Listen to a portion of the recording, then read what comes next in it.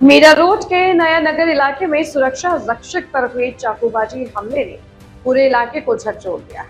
घटना के बाद सुरक्षा व्यवस्था को लेकर सवाल खड़े हो गए हैं और जांच एजेंसियां हर पहलू से मामले की गहन पड़ताल कर रही हैं। भाजपा नेता किरीट सोमैया ने बोघाट हॉस्पिटल पहुंचकर घायलों से मुलाकात की और दोषियों के खिलाफ सख्त कार्रवाई की मांग की। इस बीच अंतर्राष्ट्रीय हिंदू परिषद, राष्ट्रीय बजरंग दल के संयुक्त महामंत्री BL भारद्वाज ने भी कड़ा रुख अपनाया है।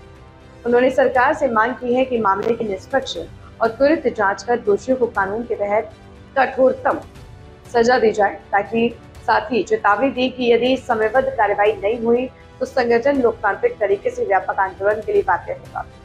जांच के दौरान मुख्य आरोपी के ठिकाने से ISIS का जिक्र वाली हस्तलिखित नोट मिलने के बाद मामला और संवेदनशील हो गया।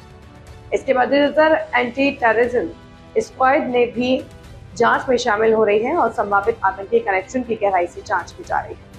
पुलिस आरोपी के मोबाइल और अन्य डिजिटल उपकरणों की भी बारीकी से जांच कर रही है, ताकि उसके संपर्कों और गतिविधियों का पूरा खुलासा हो सके। घटना के बाद क्षेत्र में तनाव का माहौल है। हालांकि पुलिस ने नागरिकों से अपील की है कि वे अफवाहों से बचें और केवल आधिकारिक जानकारी पर ही भरोसा करें। फिलहाल जांच जारी है और आने वाले दिनों में इस मामले में और अहम खुलासे होने की संभावना जताई जा रही है। ये आग्रह है कि जिस तरह से सूरत में देखा होगा, जिस तरह से जिहादी मानसिकता वालों को निकाल के सरकार ने कानून कुछ अपने सनातनियों के हवाले किया और सनातनी उसका बराबर हिसाब किताब लेते हुए रोड मार्च निकाले थप्पड़ देते हुए, इसी तरह से ऐसे जिहादियों को हमारे हवाले करना चाहिए और हम भी इनको ऐसी सबक सिखाएं कि ऐसी कोई हरकत करने के लिए 10 से 20 बार सोचे। जिस तरह से आपने देखा होगा अभी एक कांड हुआ TCS का और इसमें जलील इम्तियाज जलील खान का बयान आता है कि कल वो मिल के आया। तो मेरा आपके माध्यम से ये है कि कोई किसी के ऊपर अगर गुनाह अगर दाखिल होता है तो उसको बचाने वाला, उसको शरण देने वाला भी उतना ही अपराधी होता है। तो ऐसे इम्तियाज जलील खान के ऊपर भी कड़ी से कड़ी कार्रवाई होनी चाहिए कि ऐसे जो जिस तरह का जहर उगल रहे हैं जिहादी, ये न उगले। जिस तरह से हमारे सनातनी के ऊपर आत्मघात हमला हुआ है, ऐसा दूसरा कोई हमला करने का ख्वाबों में न सोचे। यही कहते हुए अपनी वाणी को विराम देता हूँ। आप सभी अभी यहाँ पर जो मीरा रोड में नया नगर जिहाद नया जो षड्यंत्र शुरू हुआ है कि पूरे नया नगर में हिंदू लोगों को टारगेट किया जा रहा है, वार किया जाता है, धमकियां दी जाती है। इसी प्रकार से ये दोनों जो सुरक्षा कर्मियों को कलमा पढ़ने को कह के जो जैब दुबेर ने जो वार किया है, अभी हॉस्पिटल में मेरी परिवार, उनका बेटा परवेज डॉक्टर से चर्चा हुई, जो वार करने वालों को पूरी ट्रेनिंग दी, कैसे वार करना, कैसे जान लेना। ये तो तुरंत हॉस्पिटल ट्रीटमेंट मिल गई, उसके कारण अब तबियत रीजनेबल है। लेकिन मैं इन सब जो जिहादी लोग हैं उनको चेतावनी देना चाहता हूँ। आपने देखा नासिक में कॉर्पोरेट जिहाद अपराधी कौन, दानिश और तौसीफ, अमरावती में कोचिंग क्लास जिहाद आरोपी अयान अहमद, अग्रीबाड़ा में टेलीकम्युनिकेशन जिहाद आरोपी अशरफ सिद्दीकी, घाटकोपर में छोटे बच्चियों के संबंध में जिहाद आरोपी फिरोज इकबाल, और यहाँ पर जय दुबेर, देवेंद्र फडणवीस सरकार, ये सब जिहादियों के पीछे।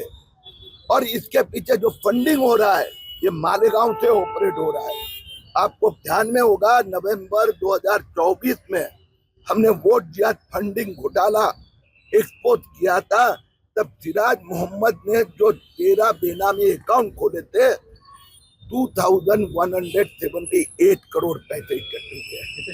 उसमें इन्वेस्टिगेटिव एजेंसी का एक रिपोर्ट है 389 करोड़ इस प्रकार की एक्टिविटीज के लिए खर्च किया जा रहा है। इन सब को पकड़ पकड़ के जेल में बंद किया जाएगा। ओके सर, हमने देखा कि घाटकोपर में आप रात भर रुके थे, आज आप नया नगर मीरा रोड आए हैं, तो क्या यहाँ पे आप पुलिस से मुलाकात करेंगे? सर समोर बघा, अभी हम जहाँ पर यह घटना हुई थी वहां जाएंगे और उसके बाद में पुलिस स्टेशन पे पुलिस के साथ डिटेल डिस्कशन हुआ।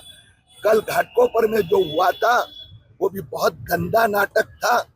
और वहां के 2 पुलिस ऑफिसर ने जो 2 छोटी बच्ची के साथ रेप किया गया, वो जो आरोपी है फिरोज इकबाल, उसके कहने पर वहां के 2 अधिकारी ने वो जो पीड़ित परिवार के रिश्तेदारों को जेल में डाल दिया था।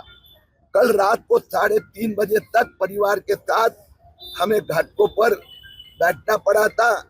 आखिर में पुलिस कमिश्नर ने, देवेंद्र भारती ने, ये पूरी जांच अभी ज्वाइंट कमिश्नर लक्ष्मी गौतम उनके हाथ में दे दिए और वहां का जो पुलिस अधिकारी जो बदमाश था वो छुट्टी पे भेज दिया गया।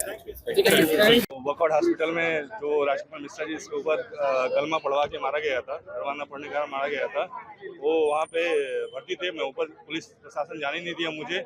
मैं नीचे आया, फिर बेल भारद्वाज भैया को कॉल किया तो उन्होंने बोला पुलिस स्टेशन जाओ, वहाँ पे कंप्लेन कराओ। मैंने कंप्लेन, यहाँ पे कंप्लेन का प्रोसेस चालू था। फिर कल हम लोग आके प्रशासन सब किए, पुलिस ने सहयोग देने की वादा किया और दिया भी, जहाँ तक मुझे लगता है। क्या है कि उसके बाद आज फिर से भैया जी आया यहाँ पे, वहाँ पे एक मिले उनसे और कि उसे सख्त से सख्त आजीवन कारावास की सजा दी जाए और ऐसा नया नगर में कभी इंसिडेंट हो तो उसे डायरेक्ट फांसी या गोली एनकाउंटर करने की डिमांड मांगते हैं हम लोग। एनकाउंटर किया जाए उसका, सबसे पहले एनकाउंटर किया जाए उसका पुलिस प्रशासन द्वारा, नहीं एनकाउंटर होता है। आज आप यहाँ पे आए हैं, आप लोगों की क्या मांग है, प्रशासन से आप क्या मांग करते हैं और अगर प्रशासन ने सही काम नहीं किया तो आगे आपकी क्या कार्रवाई रहेगी? जैसे कि आपको पता हुआ कलमा ना पढ़ने पे चाकू से वार किया गया है, तो मैं उन सबको बताना चाहता हूँ जो जिहादी मानसिकता के लोग हैं कि ये पहलगाम पाकिस्तान या कश्मीर नहीं है, ये महाराष्ट्र, छत्रपति शिवाजी महाराज का महाराष्ट्र है और ऐसा किसी भी कृत्य को यहाँ सह के नहीं लिया जाएगा। वैसा जैसा जो रहेगा उसको वैसा उत्तर देने हिंदू समाज सक्षम है।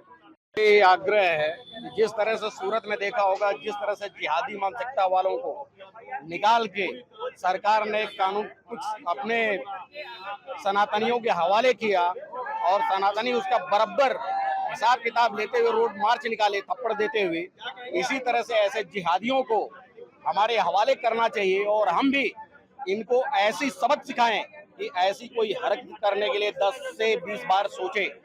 जिस तरह से आपने देखा होगा अभी एक कांड हुआ TCS का और इसमें इम्तियाज जलील खान का बयान आता है कि कल वो मिल के आया।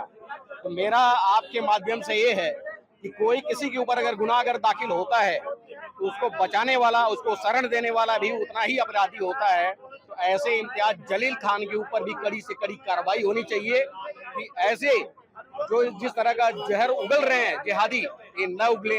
जिस तरह से हमारे सनातनी के ऊपर आत्मघात हमला हुआ है, ऐसा दूसरा कोई हमला करने का ख्वाबों में न सोचे। यही कहते हुए अपनी वाणी को विराम देता हूँ। आप सभी चाहिए, न्याय सबको मिलना चाहिए। जिस तरह से आज एक गरीब बेचारा 10,000 12,000 कमाने वाला एक पीड़ित परिवार मौत और जिंदगी के बीच में जूझ रहा है, आपको क्या लगता है कि ऐसे जिहादी को हमें बख्शना चाहिए या किसी ट्रायल पर रखना चाहिए, फास्ट ट्रैक पे लाके उसको फांसी देनी चाहिए? तो आपकी पुलिस से क्या मांग है? पुलिस से यही मांग है कि लिपट चिपट न करें, फास्ट ट्रैक पे इसको जो भी है इसको सजा देने का प्रावधान करें।